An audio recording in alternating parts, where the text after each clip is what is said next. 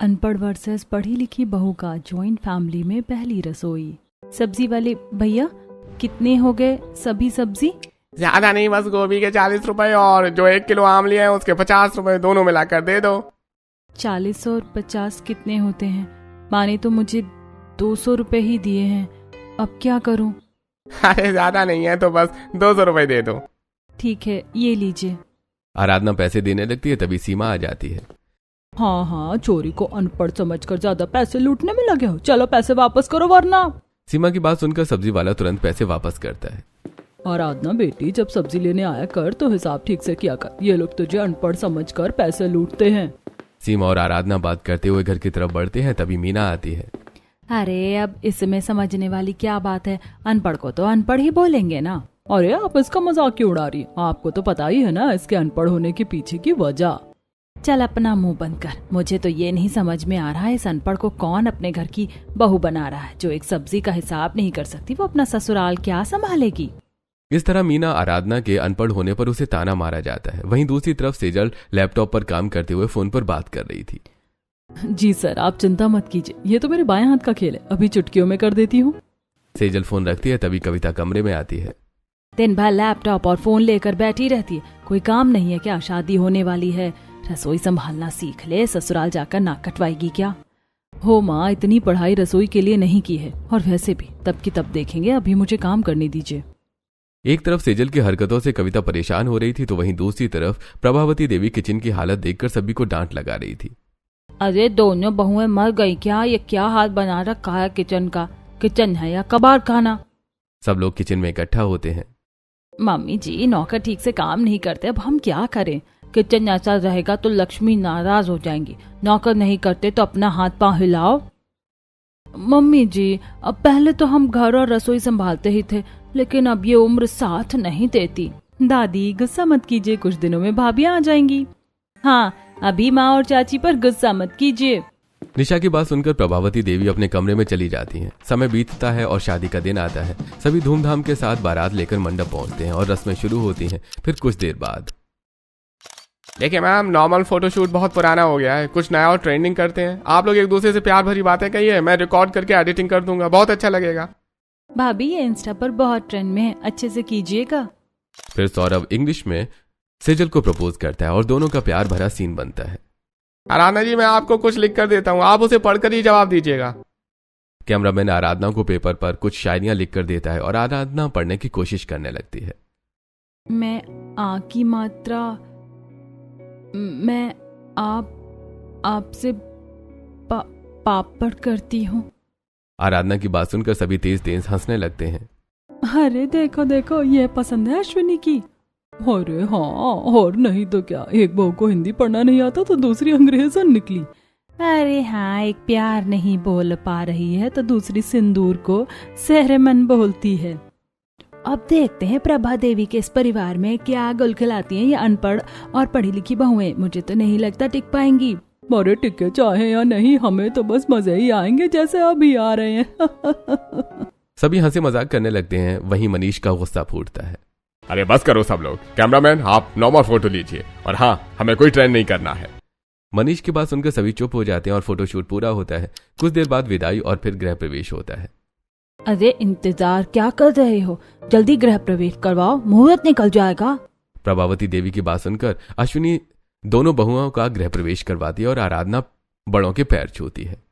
खुश रहो बेटा। सेजल और आराधना इतने लोगों को देखकर हैरान रह जाती है। इतना बड़ा परिवार, ये परिवार है या चिड़िया खाना?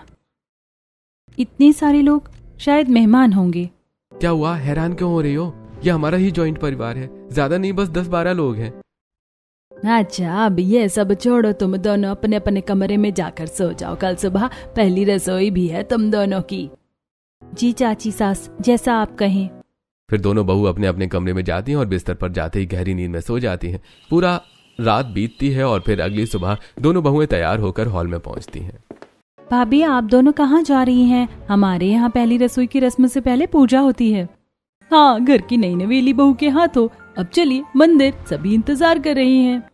इतना कहकर निशा दोनों बहू को लेकर मंदिर जाती है, जहाँ सभी खड़े थे। चलो आ गई दोनों बहुएं, अब तुम दोनों गीता का श्लोक पढ़कर आरती करो। हाँ, ये लो गीता की किताब।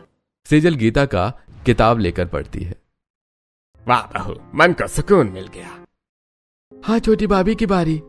ये कैसे पढ़ेंगी, ये तो अनपढ़ है। मैं बिना किताब देखे श्लोक सुना सकती हूँ। मैं बचपन से गीता पढ़ते आई हूँ, मुझे सारे श्लोक याद हैं। सच में बहू, वाह सच में, तू भले पढ़ी लिखी ना हो लेकिन ज्ञान तो तुझ में भी है। आराधना बिना किताब खोले श्लोक सुनाती है और सब तारीफ करते हैं। फिर दोनों बहुएं आरती करती हैं और पूजा खत्म होती है। भाभी, आज आप दोनों की पहली रसोई है ना? जी ननद जी। भाभी, आज पहली रसोई में मेरे पसंद का भी खाना बनाइएगा प्लीज। हाँ, हलवाई के हाथों का खाना खा खा कर तो बोर हो गए, अब बस आपके हाथों का टेस्टी चटपटा खाना ही खाना है। जी आप लोग बताइए क्या खाना है, मैं वही बनाऊंगी। मेरे लिए इस गर्मी में आमरस बना दीजिएगा। मुझे तो बिरयानी पसंद है, आप वही बनाइएगा। मेरे लिए आलू पकौड़े और खेत पूड़ी भी। मेरे लिए अलग से कुछ नहीं, बस ठंडा ठंडा आम पन्ना और आम की खट्टी मीठी चटनी बना देना। सभी अपनी अपनी फरमाइशें बताते हैं और लंबी लिस्ट बन जाती है, जिसे सुनकर सेजल का सिर चकरा जाता है। मैंने तो सोचा था मैगी बना दूंगी, यहाँ तो 56 भोग बनवाएंगे। मुझे तो इनमें से कुछ बनाना ही नहीं आता। आप लोग चिंता मत कीजिए, मैं सबके लिए अलग अलग टेस्टी खाना बना दूंगी, बस थोड़ा इंतजार कीजिए। चलो ये सही है। वैसे सेजल बहू, तू क्या सोच रही है? नहीं नहीं कुछ नहीं, मैं तो बस रसोई में जा रही हूँ। हाँ हाँ भाभी, जल्दी जाइए, सभी को ऑफिस भी जाना है और अब हमसे इंतजार भी नहीं हो रहा। दोनों बहुएं किचन में जाती हैं और चारों तरफ देखती हैं। यहाँ तो ना चूल्हा है और ना कुछ दिख रहा है, खाना कैसे बनाऊंगी? हे भगवान, जॉइंट फैमिली में शादी करके फंस गई हूँ। अब पहले दिन पूड़ी तलनी पड़ेगी। सेजल आटा गूंथने लगती है और आराधना सब्जियां काटना शुरू करती है। अरे आटा गीला हो गया, थोड़ा सा आटा डाल देती हूँ। सेजल आटा और पानी बार बार मिलाती है। अरे अब सूख गया, थोड़ा पानी डाल देती हूँ। सेजल पहली बार आटा गूंथ रही होती है और आटा और पानी मिलाते मिलाते पूरा आटा खराब कर देती है। क्या हुआ भाभी, अभी तक खाना नहीं बना? अरे ये इतना सारा आटा क्यों ले रखा है? क्या करूं, आटा गीला हो गया, फिर आटा गीला, फिर पानी डाला, इस तरह आटा ही खत्म हो गया। भाभी आपके अंदर तो बड़ी कला है, सारे आटे की रोटी आज ही खिला देंगी क्या? खैर छोड़िए, परेशान मत होइए, कुछ और बना लीजिए। वैसे छोटी भाभी आप क्यों बैठी हैं? यहाँ गैस ही नहीं है। अरे इतना बड़ा गैस तो रखा है सामने। ये गैस है? मैं तो इसे तवा समझ रही थी। हे भगवान, एक को आटा गूंदने नहीं आता और दूसरी गैस नहीं पहचान पा रही। तब तो भगवान ही जाने भाभियों की पहली रसोई में कुछ खाने भी मिलेगा या नहीं। क्या हुआ नंद जी, क्या सोच रही हैं आप? नैना आराधना को जवाब दिए बिना ही रसोई से परेशान होकर चली जाती है। वहीं सेजल, आटा तो गीला हो गया और खत्म भी हो गया, काम करती हूँ, पूड़ियाँ छोड़ देती हूँ, मैं सब्जी बना लेती हूँ। आराधना सब्जी बनाने लगती है और दूसरी तरफ सेजल फोन में वीडियो देखती है।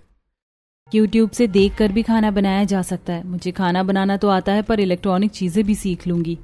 आराधना मिक्सर में मसाले डालकर चलाती है और ढक्कन ढीला होने से मिक्सर फट जाता है। अरे ये मिक्सर से मसाले बाहर कैसे आ रहे हैं? स्विच बंद कर देती हूँ। आराधना स्विच बंद करने जाती है, तभी मिक्सर जोर से फटता है और ढक्कन हॉल में जा गिरता है। अरे ये मिक्सर का ढक्कन यहाँ कैसे आया? कहीं भाभी से मिक्सर तो नहीं फट गया? हंसो मत, गलती हो गई होगी, मैं देख कर आती हूँ। निशा ढक्कन उठाकर किचन में रखती है और वापस चली जाती है। ये भगवान, सारी मेहनत खराब हो गई, मिक्सर भी खराब हो गया, अब क्या करूँ? इसीलिए कहते हैं पढ़ाई कितनी जरूरी होती है। पढ़ी लिखी होती तो ऐसी हरकत नहीं करती। मुझे खाना बनाना आता है पर इलेक्ट्रॉनिक चीजें मेरे बस की बात नहीं है। गैस पर ही बना लेती हूँ। आराधना गैस को तवा समझकर सीधे रोटी डाल देती है। अरे ये रोटी चिपक कैसे गई? अरे देवरानी जी, ये क्या किया, कल नहीं है क्या? इलेक्ट्रॉनिक गैस क्या होता है? हे भगवान, पहले इसे बंद करो वरना मिक्सर की तरह ये भी खराब हो जाएगा। आराधना गैस बंद करती है और सेजल गैस साफ करती है। तभी सेजल के फोन पर रिया का कॉल आता है। सेजल सुन, कुछ इम्पोर्टेंट काम था यार। अभी तो बिल्कुल भी टाइम नहीं है, आज मेरी पहली रसोई है, ऑलरेडी बहुत परेशान हूँ। हाँ, अब 26 साल में एक बार रसोई करेगी तो यही होगा ना। वैसे पूड़ियाँ बनाई या वो भी नहीं? सेजल रिया को उसके आटा वाले करतूत के बारे में बताती है। वाह, बहुत सही जा रही है, एक दिन तू शेफ जरूर बनेगी और हिंदुस्तान का नाम मिट्टी में मिलाएगी। मजाक मत उड़ा यार, जल्दी बता क्या करूं? मेरे पास तो आइडिया नहीं है, चल फोन रखती हूँ। खाना बनाने के लिए मेरे घर हलवाई आ गया है। रिया फोन कट करती है और तभी सेजल के मन में आइडिया आता है। क्यों ना हलवाई बुला लूं, बाहर से मंगवाऊंगी तो शक होगा। सेजल पीछे के दरवाजे से हलवाई को बुलाती है। जी मैम, क्या बनाना है? जेठानी जी, ये हमारी पहली रसोई है, लोगों को हमारे हाथ का खाना खाना है। तू किसी को मत बताना, मैं तुझे इलेक्ट्रॉनिक चीजें इस्तेमाल करना सिखा दूंगी। अगर मैंने बाहर सबको बताया तो बिना मतलब का पहले दिन ही घर में अनबन होगी, इससे अच्छा जेठानी जी की शर्त मान लेती हूँ, वैसे भी वो मुझसे बड़ी हैं। यह सोचकर आराधना सेजल की शर्त मान जाती है और हलवाई खाना बनाने लगता है। वहीं आराधना भी जैसे तैसे अपनी पहली रसोई की रस्म पूरी करती है। थोड़ी ही देर में दोनों डाइनिंग टेबल पर एक से बढ़कर एक खाना सर्व करती हैं। वाह भाभी, कितनी अच्छी खुशबू आ रही है।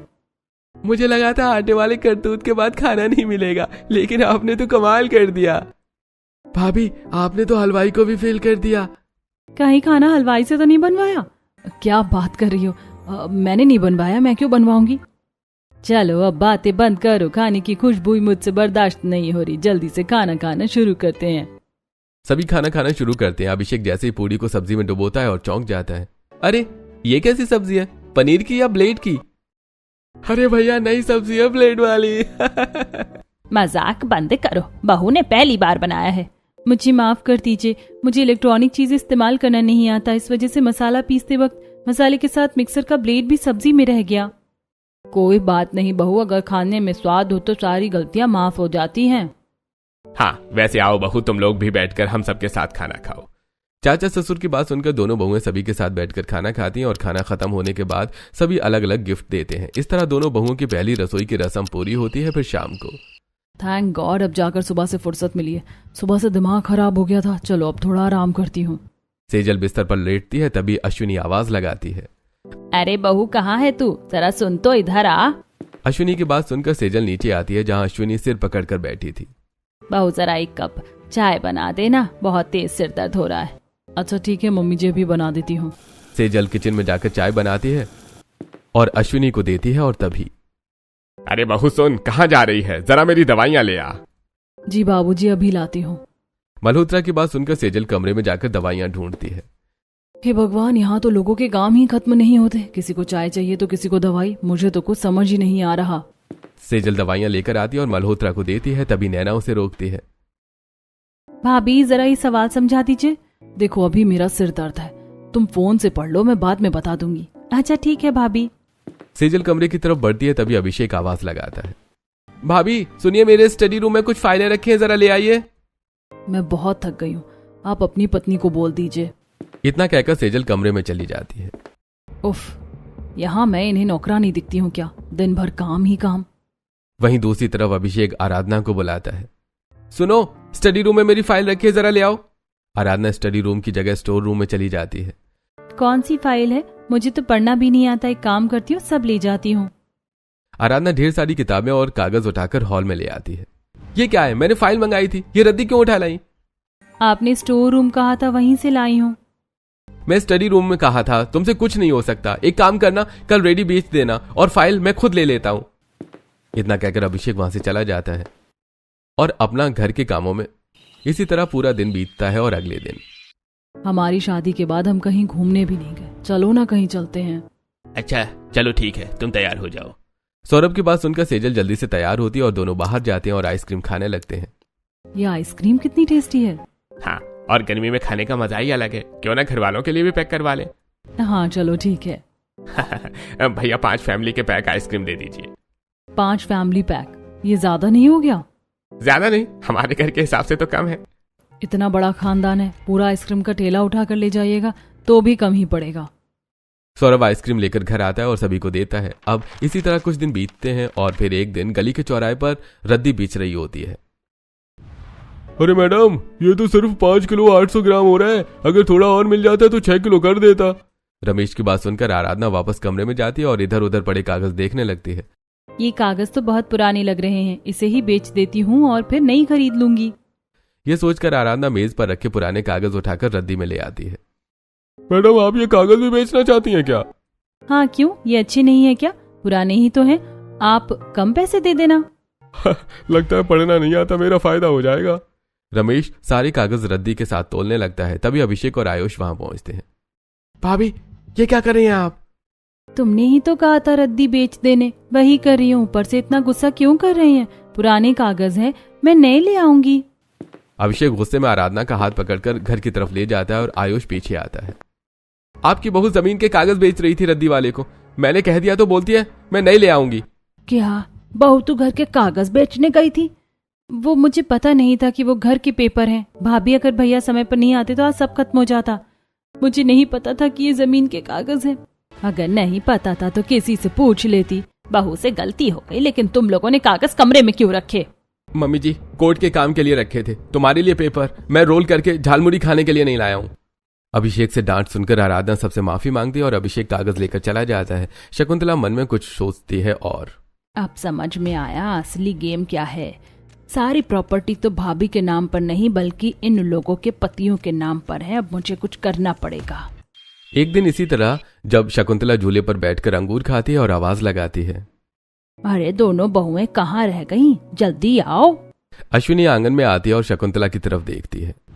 क्या हो गया? सुबह सुबह मेरी बहुओं को क्यों परेशान कर रही हो? भाभी आपको पता नहीं है आपकी बहुएं?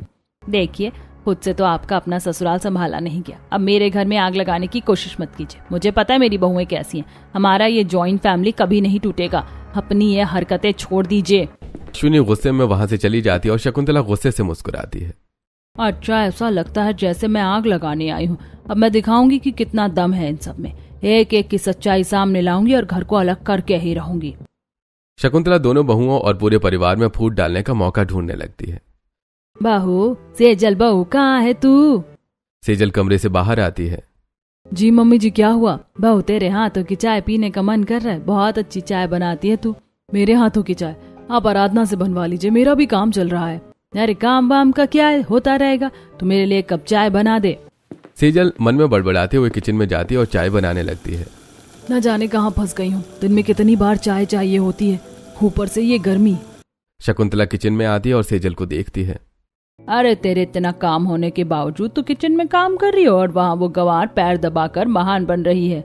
क्या मतलब? अरे तुझे समझ नहीं आता, तू घर और बाहर दोनों संभालती है और वो अनपढ़ सिर्फ घर का काम करके सबकी वाहवाही लूट रही है। मैं तो कहती हूँ कि तू एक ही काम कर और अगर कोई कुछ कहे तो मुंह पर जवाब दे दिया कर। शकुंतला वहां से चली जाती है और सेजल सोच में पड़ जाती है। बात तो सही है, मैं क्यों सबकी सुनूं? अब मैं अपने हिसाब से ही चलूंगी। सेजल चाय बनाकर देती है और उसके बाद घर के कामों से कतराने लगती है और अपना ध्यान सिर्फ ऑफिस और अपनी जिंदगी पर लगाने लगती है। सुनो, आज हमारी कंपनी से कुछ लोग आने वाले हैं। उनके लिए केक और अच्छा खाना बनाना, कोई गलती नहीं होनी चाहिए। हाँ, और टाइम पर सब तैयार होना चाहिए। ऐसा नहीं कि मेहमान आ जाएं और तुम लोग किचन में ही लगी रहो। ठीक है मम्मी जी, जैसा आप कहें। आप लोग चिंता मत कीजिए, हम सब संभाल लेंगे। अश्विनी और मीनाक्षी वहां से चली जाती हैं। आराधना किचन के काम में लग जाती है और सेजल अपने लैपटॉप पर ऑफिस का काम करने लगती है। तभी शकुंतला अंदर आती है। अरे बहू तो ऑफिस का काम करेगी और फिर घर का भी, क्या जरूरत है दो दो काम करने की? वो गंवार संभाल लेगी सब। लेकिन वो अकेले कैसे कर पाएगी? थक जाएगी। अच्छा, वो थक जाएगी और तू नहीं थकेगी? तू मशीन है क्या? खैर, मैंने जो बोल दिया, बाकी तेरी मर्जी।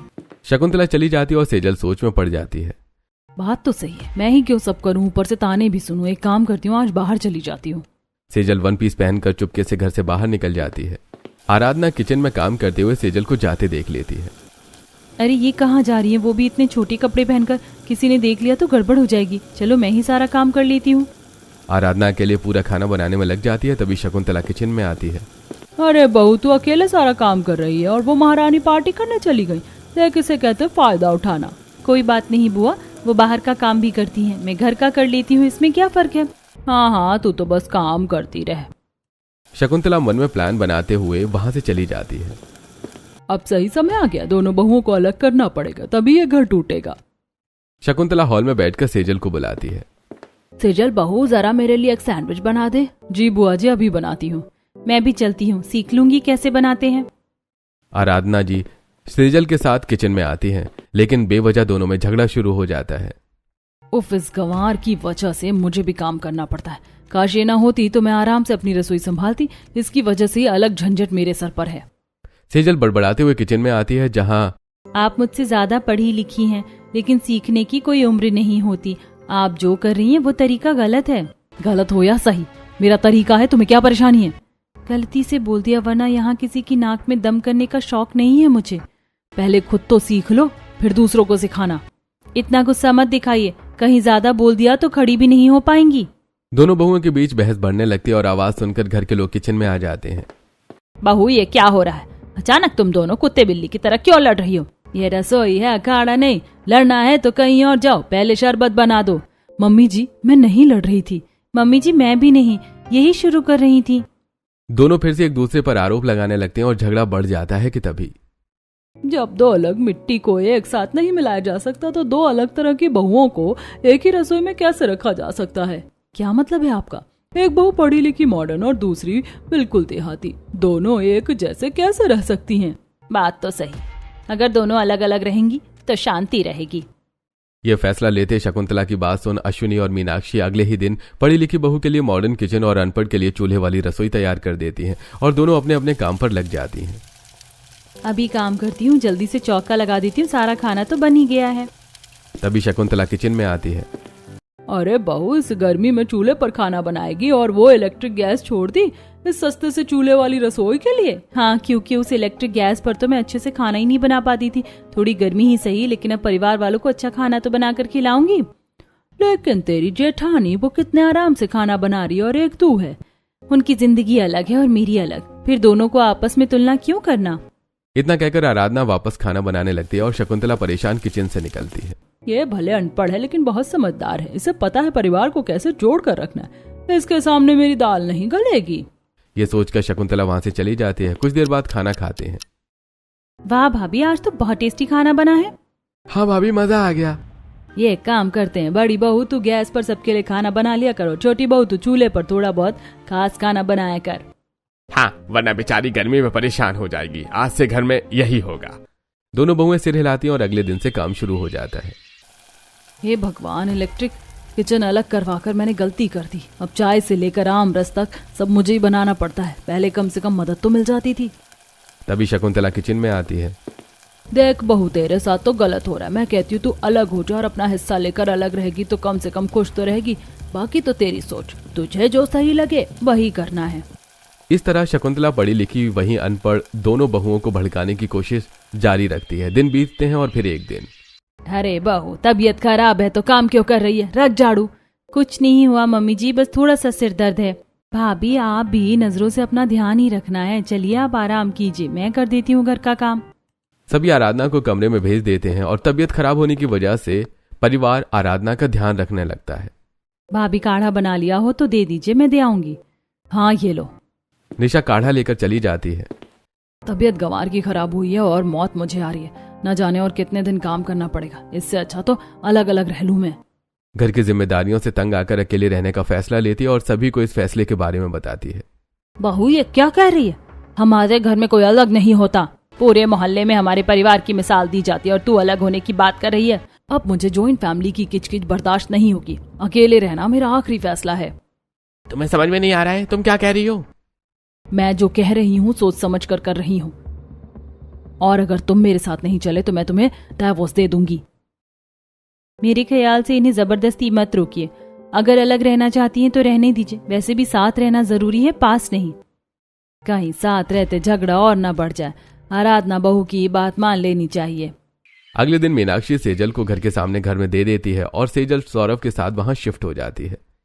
इसे कहते हैं असली जिंदगी। क्या बनाना है, कब बनाना है, कोई टेंशन नहीं। ठीक है, आज बाहर से खाना मंगवा लेते हैं। सेजल बाहर से खाना मंगवाकर खाना खाते हुए एंजॉय करती है। वहीं दूसरी तरफ देख, वो अलग होकर मजे करी और तू भी अलग हो जा। मुझे सबके साथ रहकर ही खुशी मिलती है, मैं कहीं नहीं जाऊंगी।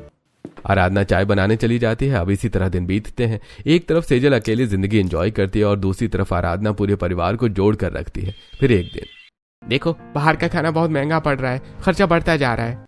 अच्छा ठीक है, अब से मैं ध्यान दूंगी। सौरभ ऑफिस चला जाता है और सेजल किचन में खाना बनाने लगती है।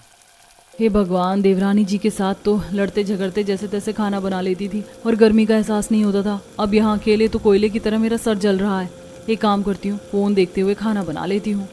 सेजल फोन देखते हुए जैसे तैसे खाना बनाती है। फिर अगले दिन, हो माय गॉड, सर दर्द से फटा जा रहा है, लेकिन क्या करूँ, बाहर से खाना भी नहीं मंगा सकती, खुद ही करना पड़ेगा।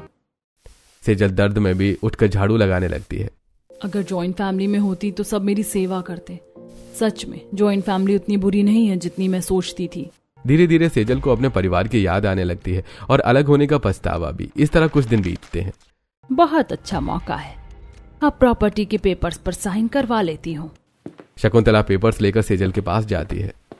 बहू, जरा इस पेपर पर साइन कर दे। दिखाइए। अरे ये तो प्रॉपर्टी के पेपर्स हैं, आपको मेरे साइन क्यों चाहिए?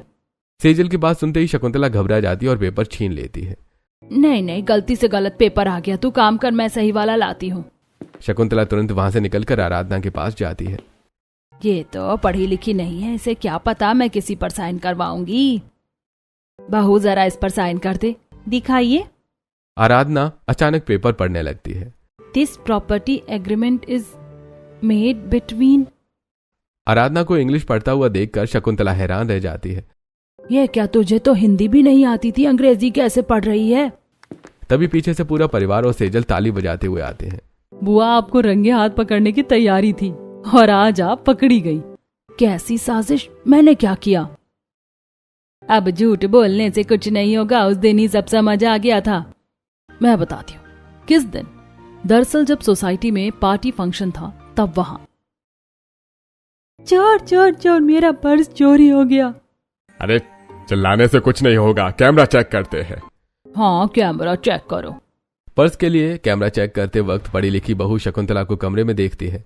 एक एक करके दोनों बहुओं को अलग कर दिया, अब प्रॉपर्टी के पेपर्स पर साइन करवाना बाकी है। जॉइंट फैमिली को टुकड़ों में बांटना दिया तो मेरा नाम भी शकुंतला नहीं। अच्छा तो ये है सच, और इस वजह से ही इन्होंने मुझे अकेले रहने की सीख दी थी। नहीं, झगड़ा अपनी जगह है और परिवार के साथ मैं ऐसा नहीं होने दे सकती हूँ। क्या लगा था आपको, आप हमें भड़का देंगे और हम टूट जाएंगे? ये नामुमकिन है। हाँ अब आपकी चाल नहीं चलेगी। वो मैं दरअसल। चुप हो जा, एक शब्द और नहीं। पूरी दुनिया समाज के विरुद्ध जाकर मैंने तेरा साथ दिया और आज तू अपने ही घर में दरारें पैदा कर रही है। तो मैं बहन कहते हुए भी मुझे शर्म आ रही है। एक प्रॉपर्टी के लिए तू घर तोड़ने चली थी। मैं भाभी से बदला लेना चाहती थी, इसीलिए सब किया। माफ कर दीजिए। माफी गलती की होती है, साजिश की नहीं। दादी माँ माफ कर दीजिए, गलती सबसे होती है, माफ करने वाला बड़ा होता है। पहले मुझे जॉइंट फैमिली पसंद नहीं थी, लेकिन अब समझ आया कि जॉइंट फैमिली सौभाग्य से मिलती है, इसे टूटने मत दीजिए। और वैसे भी माफ करने वाला हमेशा बड़ा होता है। सभी लोग एक दूसरे को देखते हैं और फिर शकुंतला को माफ कर देते हैं। तुम दोनों की वजह से मुझे माफी मिली, सच में। आज एक बात समझ आ गई, लोगों को दूर करना आसान है, दूर रखना नहीं। आज से तुम दोनों एक ही रसोई में साथ खाना बनाओगी। मैं रिश्तों के बीच खींची हुई लक्ष्मण रेखा को आज मिटाती हूँ। इसके बाद पूरा परिवार एक ही घर में रहने लगता है और रसोई का हुआ बंटवारा भी खत्म हो जाता है। अरे इसमें मसालों ने तेल छोड़ दिया है, अब क्या करूँ? ज्यादा कुछ नहीं, अब सब्जियां टमाटर डालकर भून लीजिए। हाँ अभी करती हूँ। अच्छा मैंने ये सब टाइप कर लिया है लैपटॉप में, अब क्या करूँ? वाह आपने तो जल्दी सीख लिया। अब बस एंटर दबाइए, ये प्रिंट हो जाएगा। चलिए आपकी वजह से मुझे पढ़ना आ गया और आपकी वजह से मुझे रसोई संभालना आ गया। इस तरह अब दोनों मिलजुल कर एक दूसरे की कमजोरी नहीं ताकत बनती हैं और पूरे परिवार के साथ खुशी खुशी रहने लगती हैं। तो क्या लगता है दोस्तों, अब आपको जिंदगी में पढ़ाई ज्यादा जरूरी है या रसोई का काम? अपनी राय हमें कमेंट में जरूर बताएं।